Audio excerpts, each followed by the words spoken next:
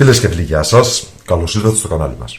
Σήμερα θα παρακολουθήσουμε μαζί τα υλικά και τη διαδικασία για να φτιάξουμε μια υπέροχη μπουγάτσα Θεσσαλονίκης με φύλλο κρούστας. Πάμε λοιπόν να παρακολουθήσουμε μαζί τα υλικά και τη διαδικασία για την εκτέλεση της συνταγής μας. Ξεκινάμε λοιπόν με 3 αυγά, μια πρέζα αλάτι, 300 γραμμάρια ζάχαρη,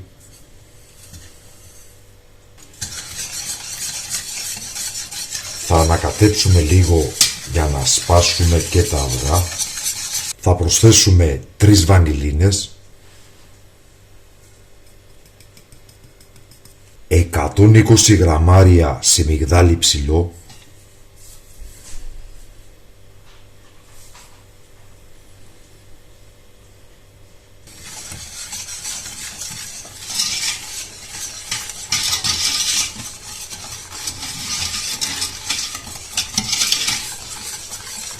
ή 20 γραμμάρια corn flour,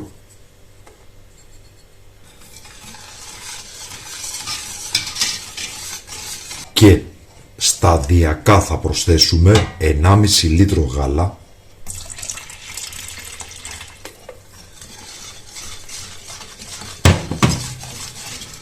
ώστε να βεβαιωθούμε ότι έχουμε διαλύσει πολύ καλά όλα μας τα υλικά.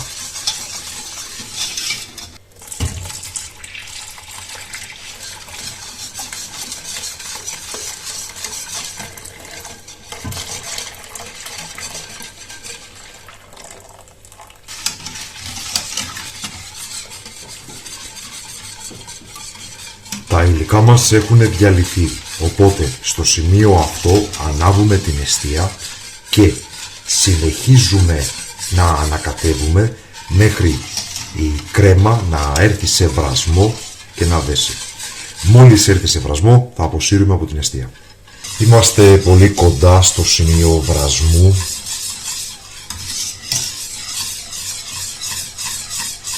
Στο ανακάτεμα νιώθουμε πλέον τον αυγοδάρτη ότι ζορίζεται, ότι η κρέμα έχει αρχίσει και δένει δηλαδή.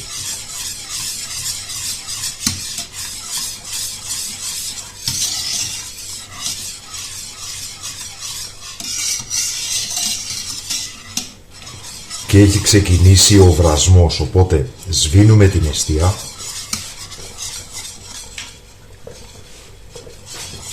και θα προσθέσουμε 50 γραμμάρια βούτυρο.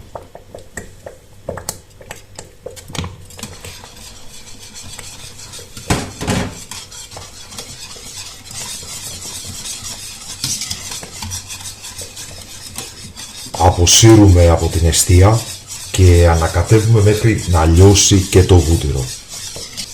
Στο σημείο αυτό θα θέλαμε να σας ευχαριστήσουμε που υποστηρίζετε το κανάλι με την εγγραφή σας, πατώντας το καμπανάκι για να λαμβάνετε τις ειδοποιήσεις, πατώντας like, κοινοποιώντας το σύνδεσμο του βίντεο στα μέσα κοινωνικής δικτύωσης και βέβαια με τα πολύτιμα σχόλια που μας γράφετε με τις εντυπώσεις και τις απορίες σας. Το βούτυρο έχει λιώσει, οπότε η κρέμα μας είναι έτοιμη. Θα αδειάσουμε λοιπόν την κρέμα σε ένα σκεύος. Είναι βελούδινη όπως βλέπετε.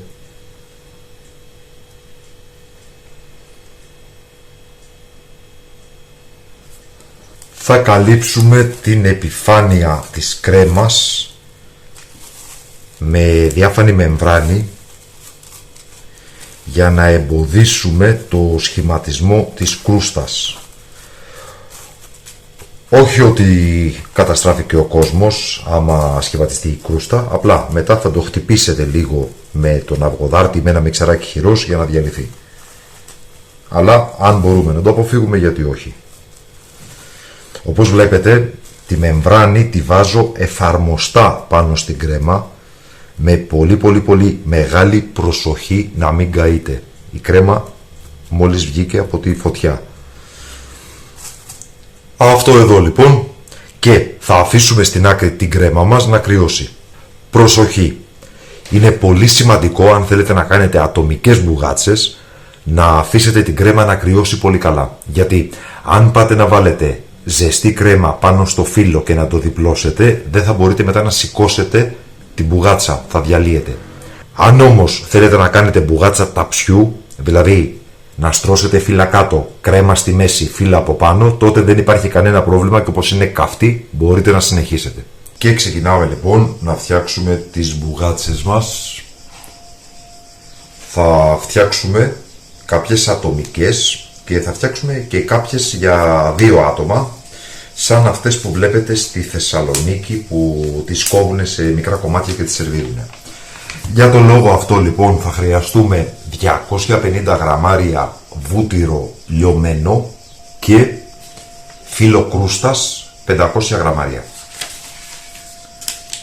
Να πούμε βέβαια εδώ ότι η μπουγάτσα στην πραγματικότητα γίνεται με φύλλο αέρος, δεν γίνεται με φύλλο κρούστας. Κάποια άλλη στιγμή, σε κάποιο άλλο βίντεο, θα σας δείξω το τρόπο της παρασκευής φύλλου αέρος. Τι θα κάνω λοιπόν τώρα?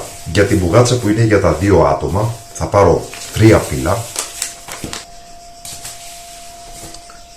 θα τα απλώσω εδώ, πρακτικά θα αφήσω το ένα,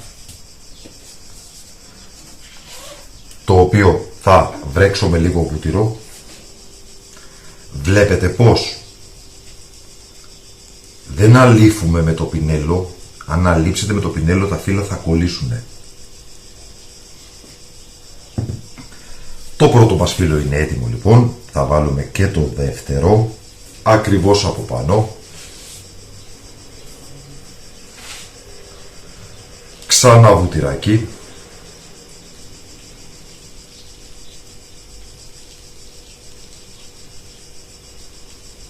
Και ακολουθεί ένα τρίτο.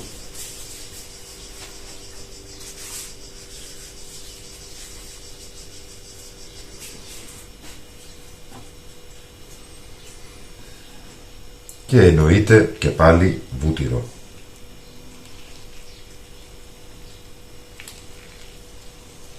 Εδώ έχουμε την κρέμα, η οποία πλέον είναι σε πιο χαμηλή θερμοκρασία, ζεστή μεν ακόμα, αλλά όχι καυτή. Βλέπετε. Και η μεμβράνη έχει προφυλάξει την κρέμα από το να αναπτύξει κρούστα στο πάνω μέρος. Με τη βοήθεια λοιπόν ενός κουταλιού ή μιας σπάτουλας, ό,τι σας εξυπηρετεί, θα πάρετε λίγη κρέμα και θα την τοποθετήσετε εδώ στο κέντρο. Το πόσο παχιά θα είναι η στρώση της κρέμας επαφίεται καθαρά στο δικό σας γούστο. Μεγάλη προσοχή, η κρέμα δεν πρέπει να είναι καυτή. Δηλαδή, ή δυνατόν να κρυώσει εντελώς, να έρθει σε θερμοκρασία δωματίου, να τη βάλετε και στο ψυγείο. Γιατί αν είναι καυτή, τα φύλλα θα χαλάσουν. Και μετά αυτό θα έχει σαν αποτέλεσμα να μην μπορείτε να σηκώσετε την μπουγάτσα, να τη βάλετε στο ταψί της. Τι κάνουμε λοιπόν τώρα? Σηκώνουμε το ένα φύλλο και κλείνουμε, όπως βλέπετε εδώ, σαν φάκελο. Βλέπετε.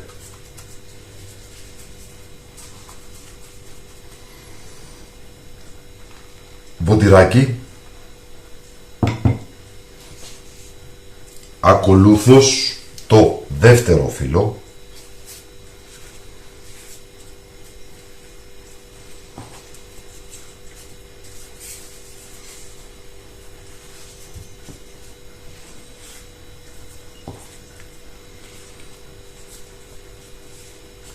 Είναι πολύ σημαντικό αυτό το οποίο έκανα, δηλαδή που έχω ήδη τα 3 φύλλα από κάτω. Μην προσπαθήσετε με ένα φύλλο και μετά να σηκώσετε το φάκελο για να βάλετε δεύτερο. Ο φάκελος θα ανοίξει, θα διαλυθεί.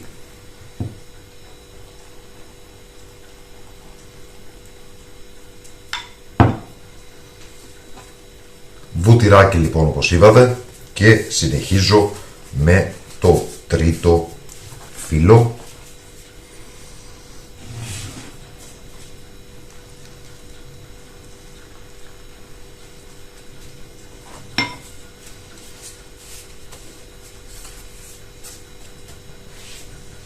Η μπουγάτσα μας είναι έτοιμη. μία λαμαρίνα πάνω στην οποία έχουμε τοποθετήσει χαρτί ψησίματος και με τη βοήθεια μιας μαρής, μιας οικιακής σπάτουλας, ενός μεγάλου μαχαιριού, ό,τι έχετε κοντά σας. Αυτό το οποίο θα κάνουμε είναι θα προσπαθήσουμε τώρα να ανασηκώσουμε τον φάκελο πολύ άπαλα και να τον μεταφέρουμε μέσα στην λαμαρίνα μας.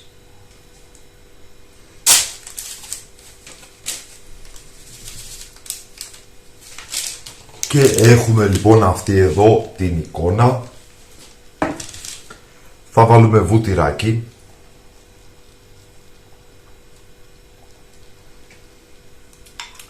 Και θα συνεχίσουμε κατά τον ίδιο τρόπο με τις υπόλοιπες.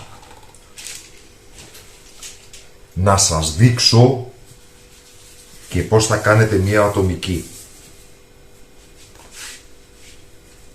Φύλλο.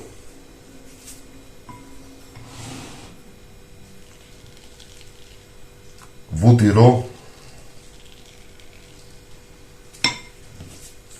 Διπλώνω το φύλλο.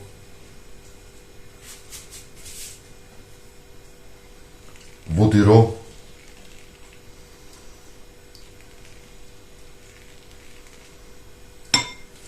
Δεύτερο φύλλο.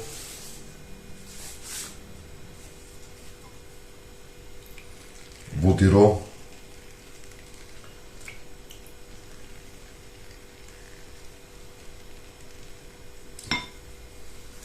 Διπλώνω και το δεύτερο φύλλο.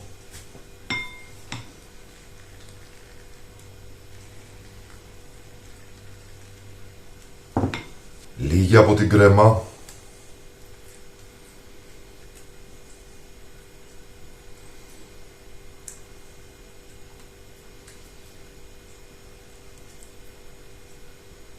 Διπλώνουμε σε φάκελο.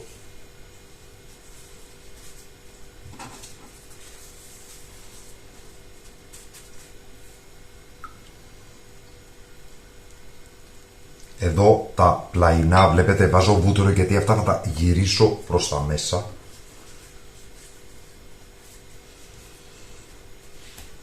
Έτοιμη λοιπόν και η ατομική μας, την οποία επίσης με τη βοήθεια της σπάτουλας θα την μεταφέρουμε στην λαμαρίνα. Και θα συνεχίσουμε κατά τον ίδιο τρόπο μέχρι να τελειώσει η γέμιση και τα φύλλα μας. Στην περίπτωση που η μπουγάτσα είναι αρκετά βαριά και σας ανοίγει, δεν μπορείτε να τη μεταφέρετε στη λαμαρίνα, να σας δείξω μια εναλλακτική. Χαρτί ψησίματος. Το βλέπετε?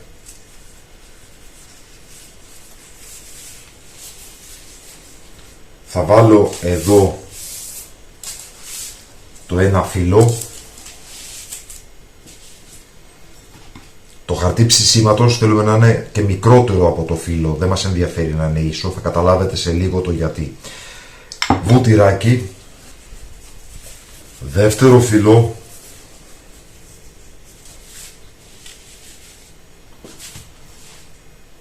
Βούτυρο.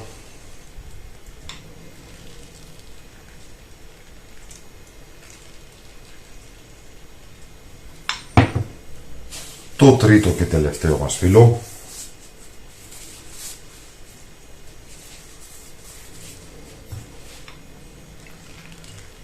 Βούτυρο.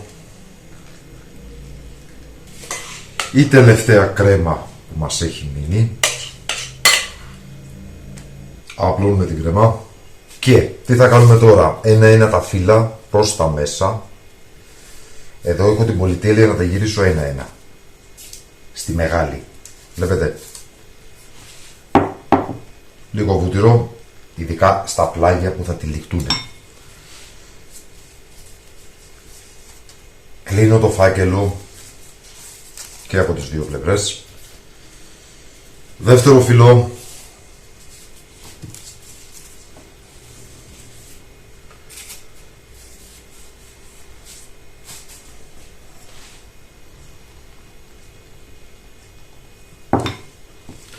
Κλείνω το φάκελο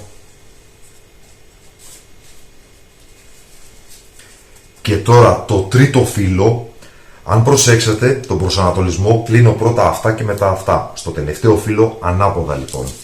Πρώτα αυτό.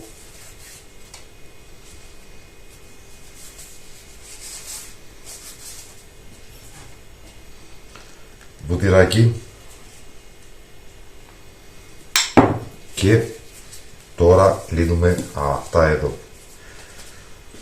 Η μπουγάτσα μας είναι έτοιμη, είναι πάνω σε χαρτί όπως βλέπετε, το οποίο χαρτί μπορώ πάρα πολύ εύκολα πλέον να σηκώσω και να μεταφέρω την μπουγάτσα μου με ασφάλεια όπου και όπως επιθυμώ.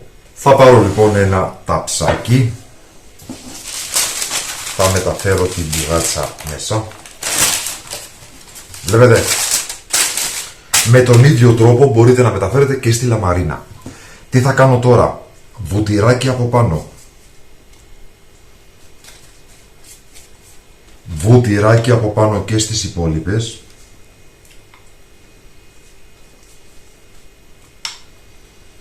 Νομίζω ότι με το χαρτί ψησίματος είναι καλύτερο, είναι ο πιο ασφαλής τρόπος για να μεταφέρετε τις μπουγάτσες χωρίς να σας ανοίξουν. Το βουτυράκι όλο θα το πάρει και αυτό το οποίο μένει είναι να ψήσουμε τις μπουγάτσες μας. Εδώ μεγάλη προσοχή. Αν υπάρχει η άνεση του χρόνου, βάλτε τις μπουγάτσες για μία μισή ώρα στο ψυγείο να παγώσει το βούτυρο ή ακόμα καλύτερα μισή ώρα με 40 λεπτά στην κατάψυξη. Αν το βούτυρο παγώσει, θα εγκλωβιστεί στο εσωτερικό υγρασία, η οποία θα κάνει τα φύλλα μας να φουσκώσουν και θα γίνουν έξτρα τραγανά. Εμείς σήμερα δυστυχώς δεν έχουμε αυτή την πολυτέλεια, οπότε πάμε κατευθείαν για το φούρνο. Θα ψήσουμε λοιπόν τις μπουγάτσες μας σε προθερμασμένο φούρνο στους 180 βαθμούς Κελσίου για 30 με 40 περίπου λεπτά, ανάλογα με το φούρνο και ανάλογα με το φύλλο και ανάλογα με το βούτυρο που χρησιμοποιείτε. Δηλαδή, μπορεί η διαδικασία αυτή στην πραγματικότητα να διαρκέσει από 25 λεπτά μέχρι και 1 ώρα. Θα καταλάβετε ότι οι μπουγάτσες είναι έτοιμες όταν τα φύλλα είναι τραγανά και έχουν πάρει ένα ωραίο ροδοκόκκινο χρώμα. Η μπουγάτσα μας είναι έτοιμη, ψημένη όπως βλέπετε, τραγανό φύλλο και θα την σερβίρουμε πάνω σε ένα ξυλοκοπής με τον παραδοσιακό τρόπο της Θεσσαλονίκης.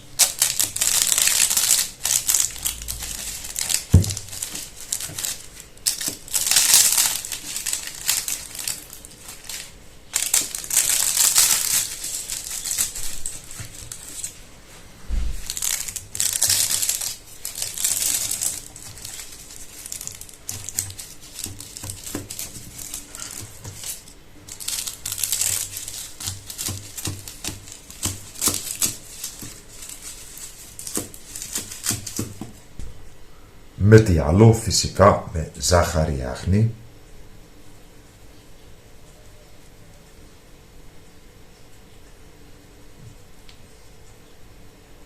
και κανέλα.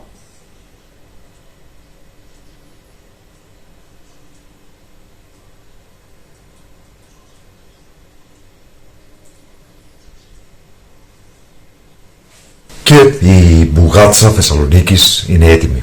Μπορούμε να την απολαύσουμε είτε ζεστή, είτε σε θερμοκρασία δωματίου ή ακόμα και από το ψυγείο.